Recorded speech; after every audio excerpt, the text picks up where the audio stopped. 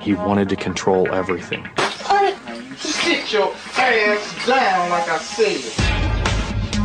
He had a woman handcuffed. Brutal physical assaults. This is first kill, number one. First kill was nice.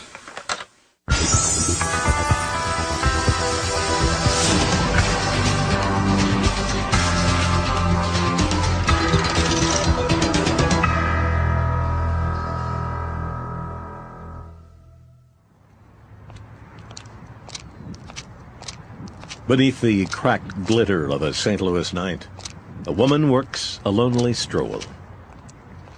Around 3 a.m., a car pushes to the curb, and a deal is struck. She slides into the passenger seat, the car pulls away, and the woman's fate is sealed.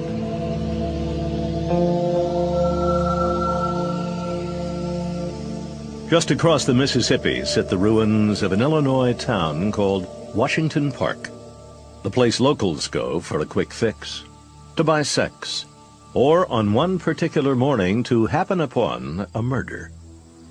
She was found on the east side of the 60th Street in the ditch. Jimmy Walker is a special agent with the Illinois State Police. His female victim has been stripped of her clothes and strangled to death.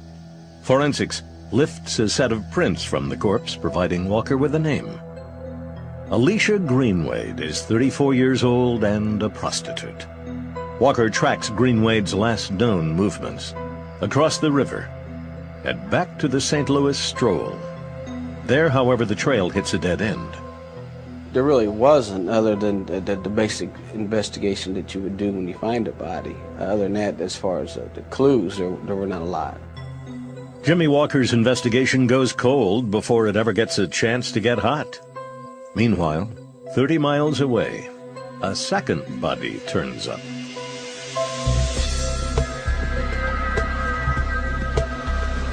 Along Highway 67, a string of cars slips north across the Missouri border and into Illinois. A few yards off the highway's shoulder, a body lies naked in the weeds. Jenna Walters is a St. Charles County detective. There was nothing to identify. There was no clothing, no ID, no purse. The body is badly decomposed, making even fingerprint identification impossible. At autopsy, forensics pulls a dental plate out of the corpse's mouth, a plate that gives Jenna Walters her first lead.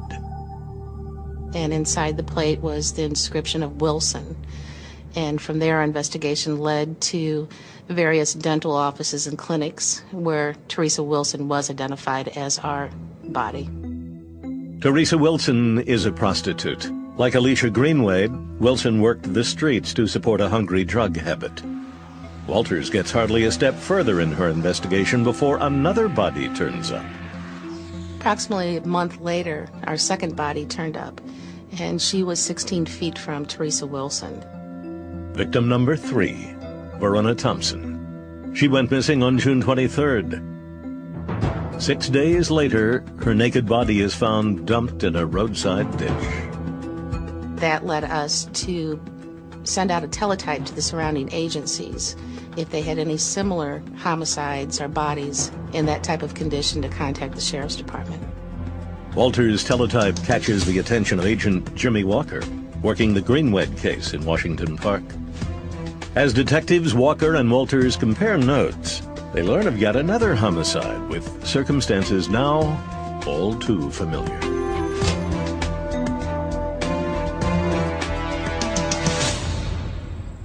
In an alley on the north side of St. Louis, a local resident discovers the body of a black woman, naked and strangled to death. There was no visible signs of any trauma, nothing that you could see with the naked eye, but there was tire tracks on her leg, between her knee and her ankle. Police take an impression of the tire tracks and hope to find a car to match it to. Meanwhile, they also conduct a cross-check of prostitutes working the nearby stroll. There they get their victim's name, Betty James. The victim was a known prostitute. She was a drug user. She had no immediate family, nobody that would report her missing in a day or so. Betty James is the fourth prostitute to turn up dead in the greater St. Louis area in the past 2 months. Investigators believe the pattern to be more than unhappy coincidence. We believed that we had the same person responsible, but we didn't have any evidentiary links at that time that could solidly link one body to another. Investigators pool their resources, then roll 4 murder cases into one. Harry Hager heads up the task force. Most of these women had no family ties anymore. There was nobody to keep an eye on them, no one to report them missing if they didn't show up. So they were pretty much out there by themselves. Because all of the victims are working prostitutes, the job of tracking their whereabouts will be a long and difficult one. We don't have anybody we can go to say, when's the last time you saw them? Who are their friends? Where do they hang out? What do they do every day? We had to start from scratch on all of them. As the summer heats up, investigators turn up nothing that links the cases together or provides them with even the beginnings of a lead. That is, until the bodies of 2 more prostitutes surface.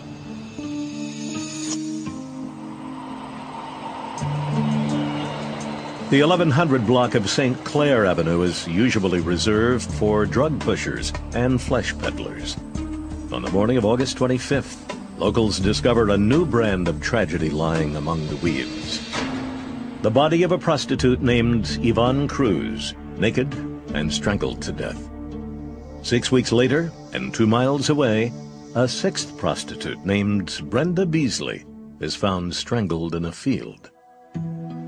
The pathology of the Cruz and Beasley murders fits with the first 4 attacks. The last 2, however, differ in one important way. The killer left semen at each attack. Genetic profiles are culled from both samples and compared against each other. The DNA that was discovered in the body of Cruz linked and was matched with the same DNA found in the body of Beasley. The DNA link between the Cruz and Beasley killings reinforces what police have suspected all along. A serial killer is loose on the streets of St. Louis. The question now is, can cold case detectives track him down before he kills again? In the spring of 2001, a serial killer is hard at work, plucking prostitutes off the strolls in Missouri and Illinois and dumping their bodies on both sides of the Mississippi River. 6 victims have fallen prey to a man who manages to elude detectives. That is, until they retrieve DNA evidence left behind at 2 of the crime scenes that matches a single unknown male profile. Now detectives hope they can catch up with their suspect before he strikes again.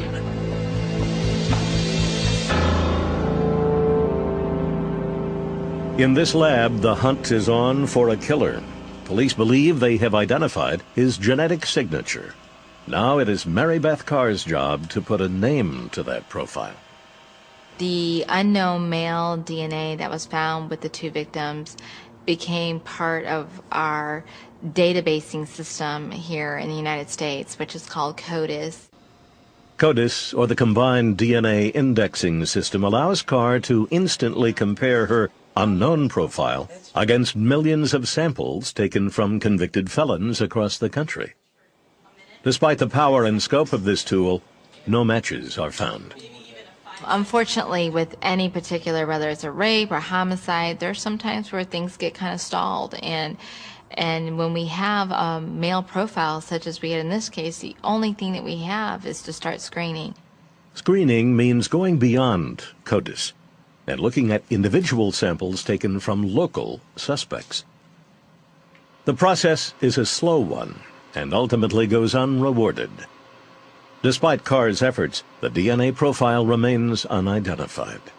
Then, in November of 2001, 8 months after they first began, the prostitute killing suddenly stopped.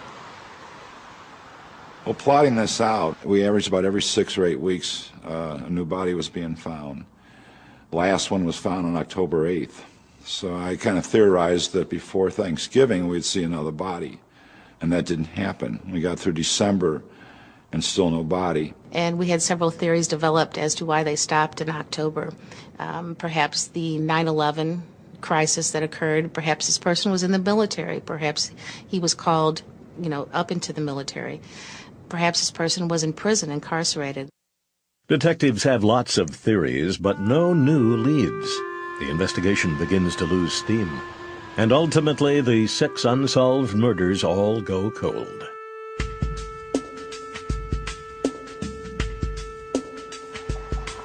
On the 5th floor of the St. Louis Post-Dispatch building, reporters work to an internal rhythm, tapping sources, refining angles, and reducing it all to words on paper. Bill Smith works the human interest beat, often writing about the edges of St. Louis society. In May, he casts his eye toward the unsolved prostitute murders, now over a year gone cold. These women, I felt, had stories and had lives, and there was a need, I felt, and some of the people at our paper felt also, to put faces and a humanity to these women. On May 19th, Smith pens an article about victim number 2, Teresa Wilson. 5 days later, a letter addressed to Smith arrives at the newspaper. And it began with the words, "Dear Bill, nice sob story on Teresa Wilson." The letter goes on to read, "Write one about Greenwade. Write a good one and I'll tell you where many others are, to prove I'm real." As I was reading it, I realized that this was a person who was claiming to be the killer of these women. Attached to the letter, the killer's proof that his boasts are genuine. A map leading to what is identified as victim number 17. Unsure of exactly what he has, Smith takes the letter to police.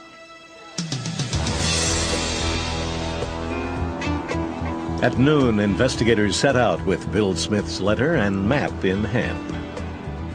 At worst, they will waste an afternoon chasing down another dead end. They follow the map's precise directions along Highway 67, just south of where 2 of the victims were found. It was a very grassy, abandoned area, similar to the other areas that the other girls had been discovered. Back off the highway, they find a body, what the letter referred to as victim number 17. The majority of the skeleton remains were found back in a very wooded area, and the skull was found in an open field where it was very noticeable if somebody were just walking by. But again, it's a desolate area and not too many passerbys. As one team works in the field to process the latest body, a second pores over the letter, mining it for clues. This was the break in the lead that we were looking for. This was going to break the case. That letter to us was our suspect. We took that letter and did everything we could to try and identify the writer. Forensic technicians combed the letter for fingerprints or DNA, with no luck. They researched the paper that the letter was written on and the envelope it came in, but again, they hit a dead end. Then they turned their attention to the burial map attached to the letter. We could tell it was computer-generated, though he had cut off the borders, and we didn't know what website it came from. Detectives enlist the help of the Illinois State Police Cyber Crimes Unit. Investigator Mark McCamish recognizes the map as one from the website Expedia.com. They then contacted Expedia and asked them if they kept logs. Those log files would record IP addresses, Internet Protocol addresses of computers that had visited their website. Expedia provides detectives with a list of all the computers that had recently logged on to the website and searched for maps with the coordinates in question.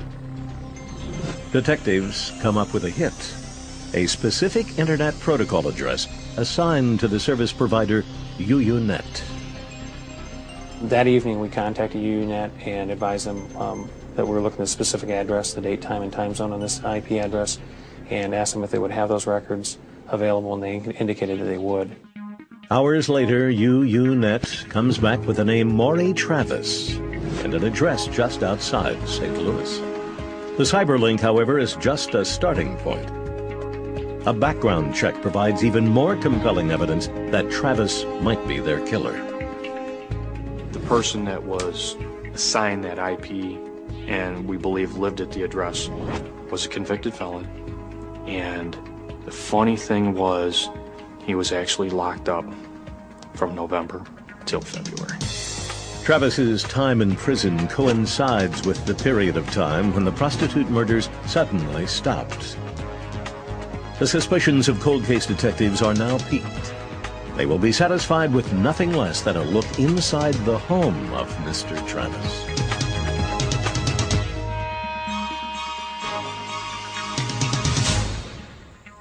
At 7 a.m., detectives armed with a search warrant pay a visit to Maury Travis. And he wasn't real happy. First words out of his mouth were, "It's 7 o'clock in the morning. What are you doing here?" Detectives walk inside Travis's home. Downstairs, they discover a basement full of torture and murder.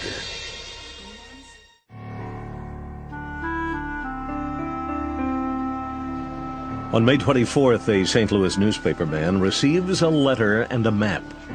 In the letter, the author boasts he is the man who has been killing prostitutes in Illinois and Missouri. The map, according to the author, will lead detectives to yet another body. The next day, police discover the letter is no idle boast, and the map all too accurate. Forensics tests the letter for prints and DNA, but comes up with nothing. The map itself, however, is generated off a website. Cold case detectives track it through cyberspace to a simple house on a quiet street just outside St. Louis, and a man named Maury Travis. FBI profiler Bob Morton is among the investigators knocking on Travis's door. When he answered the door, he was visibly upset. He said, "Well, why are you here?" And I said, "Well, the person that sent that letter sent it from your computer." Investigators begin a conversation with Maury Travis in the hopes that he will volunteer more information. But Travis gives up nothing. He wanted to control everything. He wanted to control where we sat. He tried to steer the conversation several times. We would tell him, "We're not going to talk about that. We're here to talk and discuss about your computer." After 90 minutes of back and forth, Detective Sachs tells Travis crime scene technicians are coming in to search the home for trace evidence. And he began cussing. The internet, damn computer. Well, we knew right away he was the letter writer. Travis is ushered out of the house, and a forensic team begins to work. Upstairs, the home is immaculate. The basement is a different story.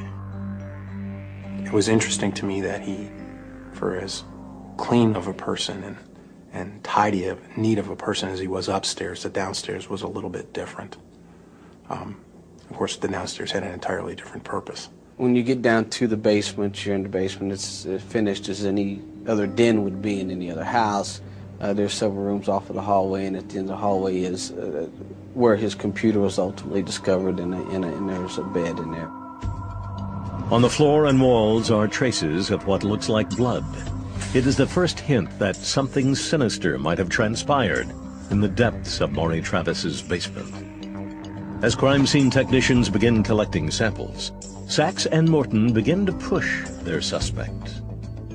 You pull open a briefcase and it falls open and there's 3 different huge folders with his name on it and there's pictures in there. What are those? Take out a handful of pictures and show them. Do you know any of these girls? Oh no, I've never seen them before in my life. About 10 minutes into our conversation, we're speaking about different things, and he asked the question, "Can I see the pictures of those dead girls again?" "Maury, we didn't tell you these girls were murdered. We asked if you'd ever known any of them." He gets real silent, drops his head. Maury Travis appears to be vulnerable. Cold case detectives wait for the payoff. "Come on, I'll take you." Where are you taking us?" "You know where I'm taking you. It's what you've been asking for the whole time." He said, "I'll give you what you want." So we confirmed the fact that we were still talking about the same thing. He was going to take us to another victim, and he said yes. And he said, "Drive to East St. Louis." Detectives jump in the car with Travis and head towards East St. Louis. Suddenly, their suspect changes his tune. Coming up on the bridge, you could see the bridge across the Mississippi River, and he saw the bridge and said, "I've changed my mind, take me to jail." I said, "I'm sorry?" He says, "No, take me to jail. Lock me up." "What am I taking you to jail for?" "You know, just lock me up." And he started getting real loud then. "Lock me up."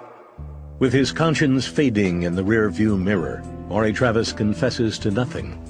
Detectives honor his request and transport him to a jail cell on suspicion of murder.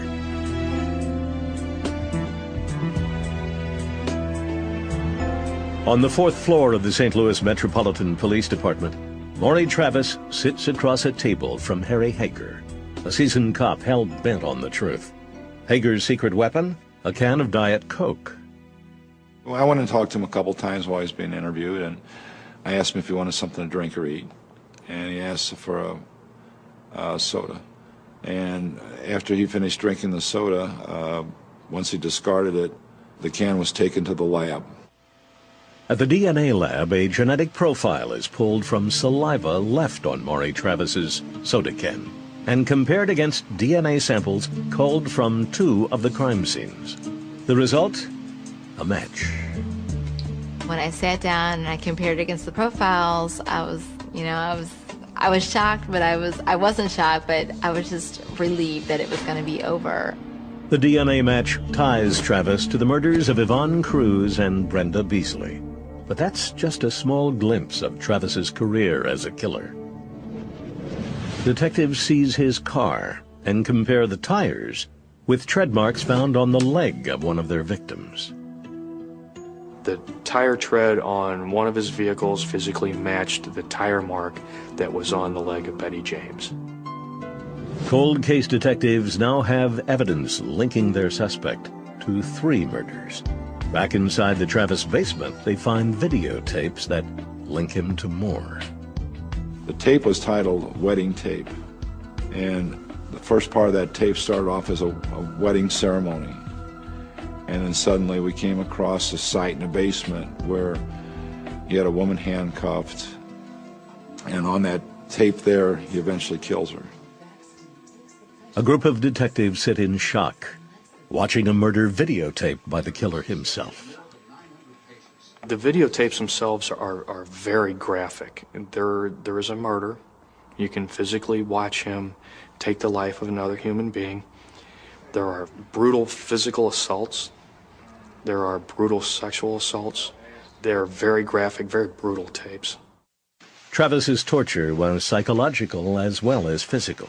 Here, an audio excerpt of Travis exerting control over one of his victims. I can't hear you what you're saying. Say it clear. You are the master that pleases me to serve you. You are the master that pleases me to serve you. Stop what? You are the master that pleases me to serve you. Now you sit your ass down like I said. With control established, Travis's voice sweetens, and the mind torture continues. You sorry? Yes. You sorry about what? Everything. Jumping in the car with a motherfucker you don't know? Huh? Yes. You sorry? Yes. You want to say something to your kids? Mama, sorry. Murder victims Teresa Wilson and Betty James appear on the videotapes.